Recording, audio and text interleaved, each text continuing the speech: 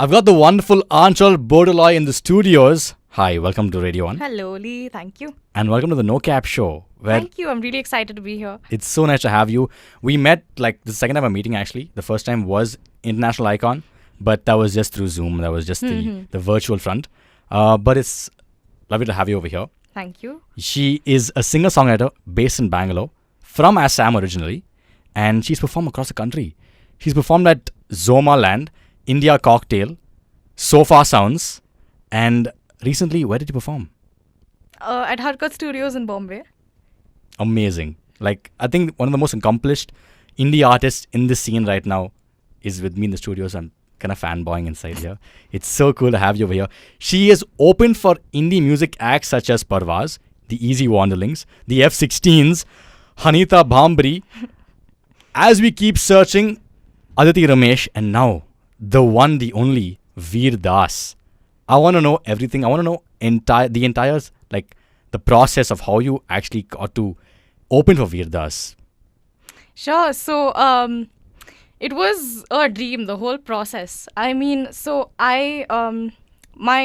so apparently he made this post on Instagram where he announced that indie musicians, singer-songwriters to be more specific, are more than welcome to sort of apply to open for his show. And this was a shock because indie musicians and a comic show is a bit... Nobody expected that. And then Veer Das.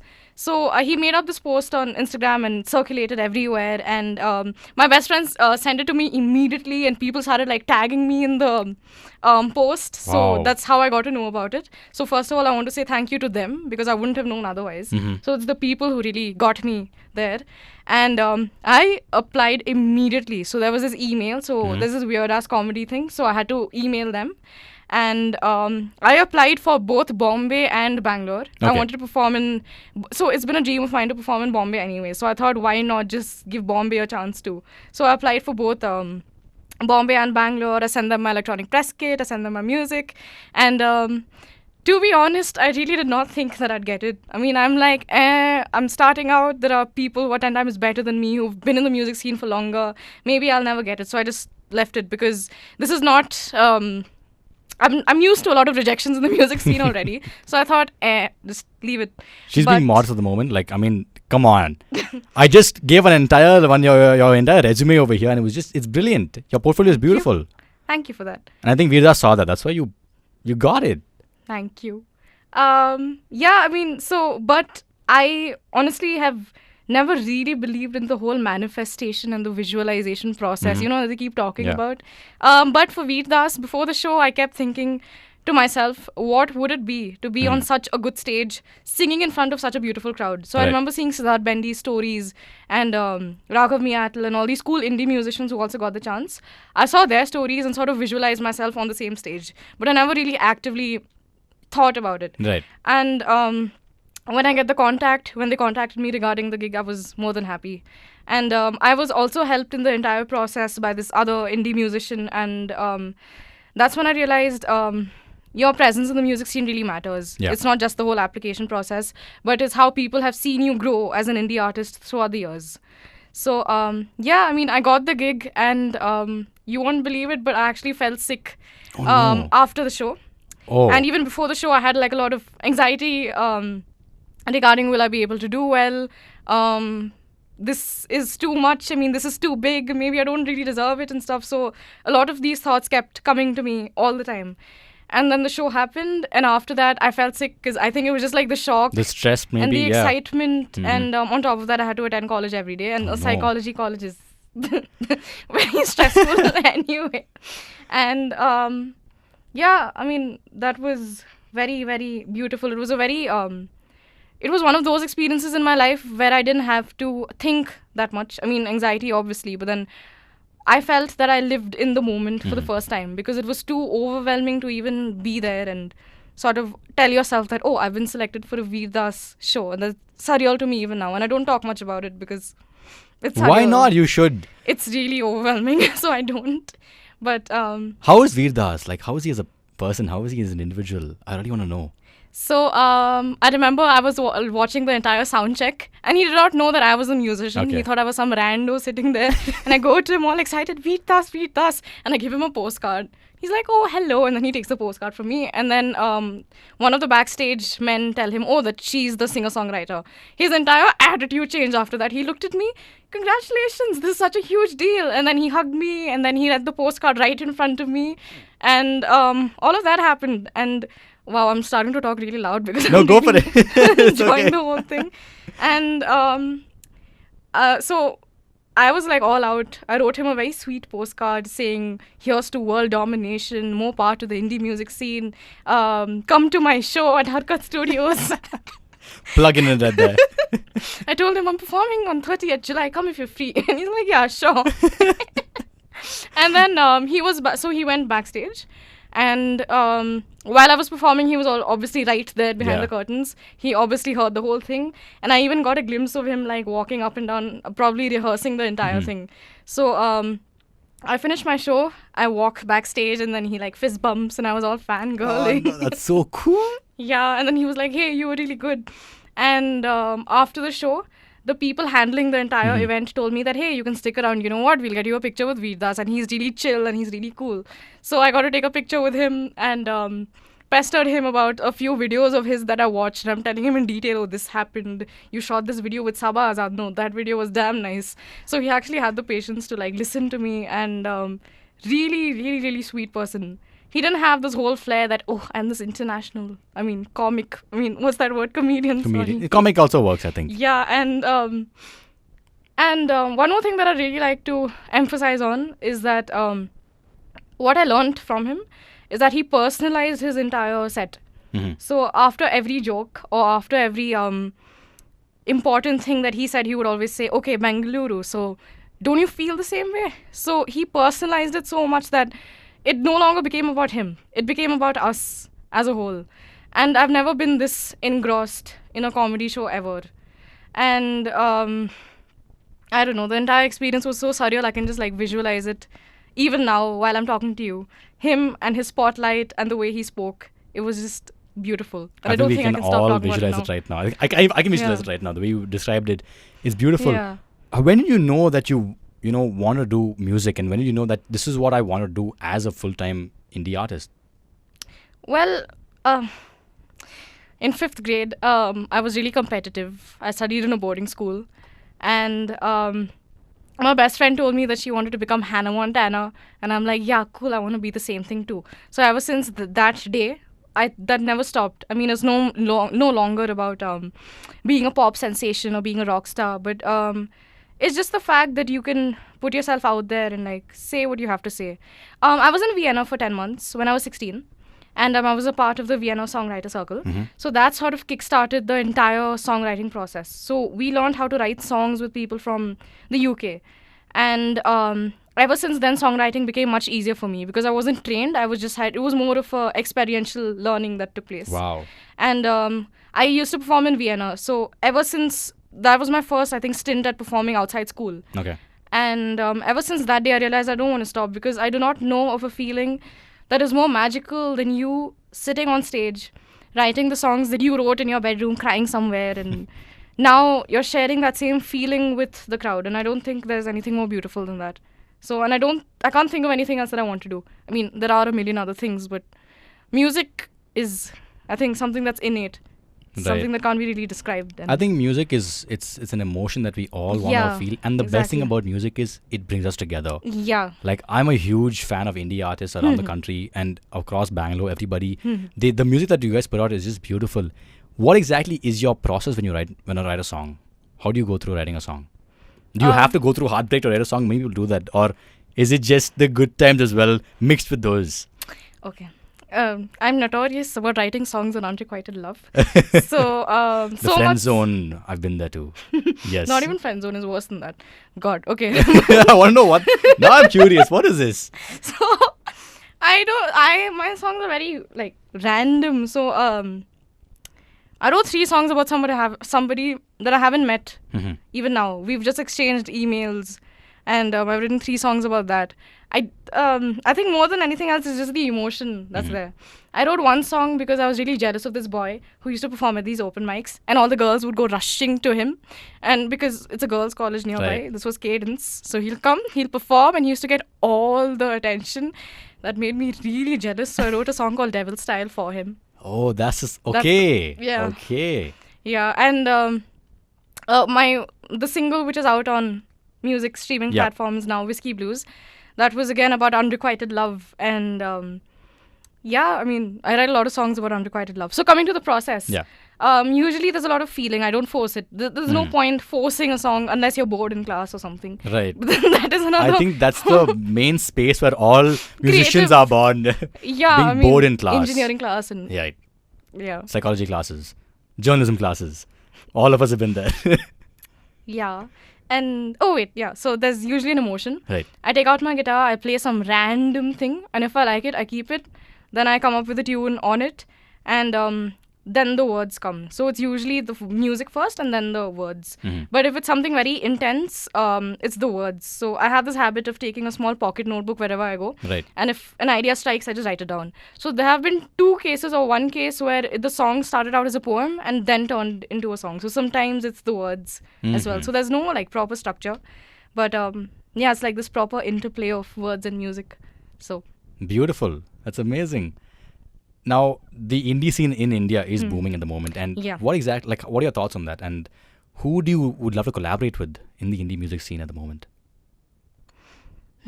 I would like to collaborate with so many people. I can't even name them. I really don't know what to say because I can't, like, the moment you said that, I can think of a list of artists that I want to collaborate with. But on the top of the list would be Ditty. So Aditi Veena is her name. She's signed to Pagal Hana Records. And just her flair. So she wears cotton saris, she plays the electric guitar, and she sings about the environment. And I don't think there can be anybody cooler than Aditi Ramesh. Sorry, Aditi Veena. And Aditi Ramesh. Ramesh is also very cool. She's very cool, yes. Yeah, Aditi Ramesh also wears the sari and plays the piano. I mean, That's, so Ditty is amazing. And I think there need to be more artists who sing about things that really concern them. I mean, love is something that everybody sings about. She wrote a song just because there's too much pollution and she needs a garden for her cat. Oh, that thing is beautiful. So cool. She wrote a song called Eulogy for the Sparrow.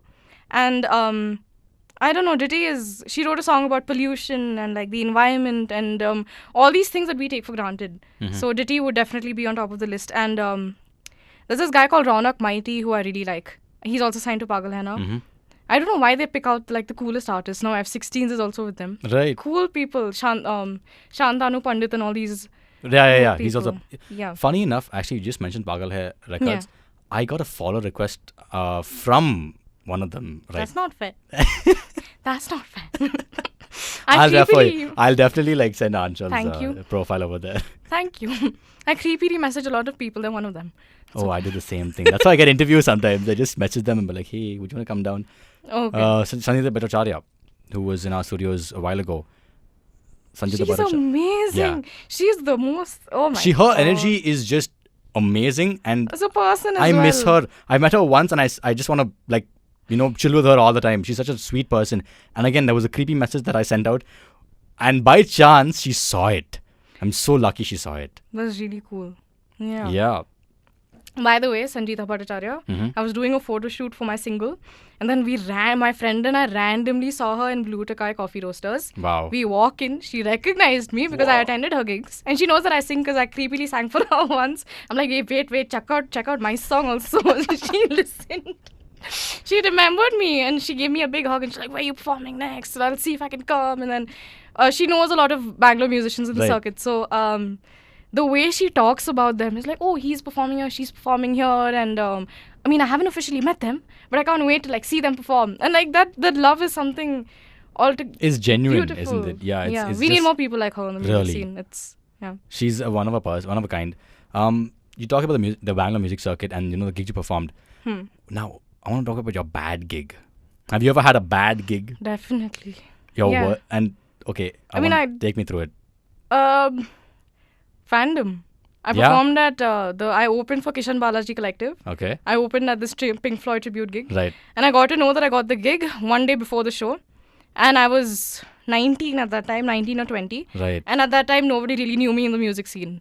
And I wasn't vocally trained either. And so I go to Fandom. I open for Pink Floyd, the band. I do all cover songs. I do like Counting Stars and all these things. All bad selections. But at that point, I didn't know what else to do. So it's just me and the guitar. And the sound check was horrible because the guitar went off and they had to mic it, which is terrible because I have a habit of standing. Right. And I move a lot when I sing. I can't stay static like that. And the show went good. Everything about the show was good except the sound check. And people were very receptive, which I was scared about. But then after the gig, I get to know that while I'm performing, not even after my show, while I'm on stage, there's this lady who like complains about me in the Facebook page. And she's like, this act is shit. How can you even call her an opening act? This is noise to my ears and stuff like that. So that was really heartbreaking because that was my first event with fandom. And to get such a negative review is terrible. And that was my really, really bad experience. But how do you bounce back? Like, I commented on the post. I'm like, bro, what is this? I'm like, thank you for your criticism on my noisy music. Nicely, I said. But like, okay, this go on for ages. But so on that same day, I had an option of how I associate with fandom. So when I think of my show, do I think of her or do I think of the fact that that show was my introduction to people like Tony Das and Venki Nayak? Yeah. So whenever I look back at that day, I think of how Tony Das met me for the first time, and he was so humble, and how I got introduced to that part of the music scene. So I think it's your focus that really matters. So I choose to focus on the good part. So, yeah. Amazing. Brilliant. Thank you. I would like for you to play us a little bit of your song. Sure.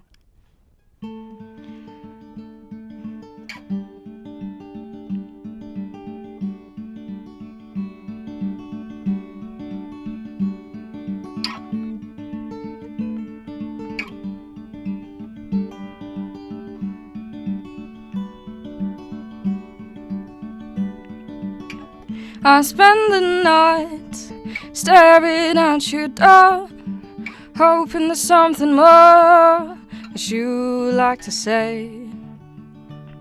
There was more disclosure than talking anyways. I needed closure, though it was best I didn't stay. I pulled out the guitar, and it still smells of you. The smoke and all the blues, 'cause you put it another way. It wasn't the whiskey, believe me, do you remember the other day? Silence by the moon, a reverie, how could you have walked away? There were so many things I was dying to say.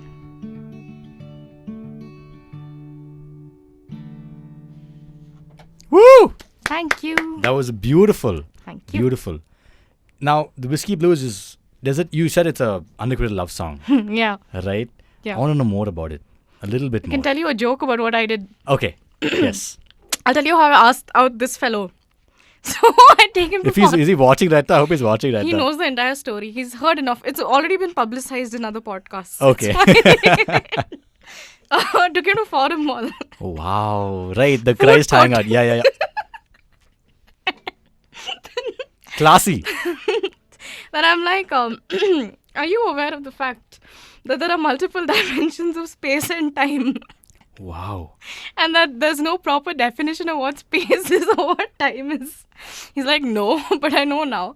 I'm giving you a disclaimer. I'm into quantum physics. I was into quantum physics. I found that stuff really interesting. So am I, actually. Metaphysics and quantum physics, yes. Cool. So, and then he's like, no, but I know now. I'm like, okay, would you be interested in me even in one of those dimensions? Oh my God.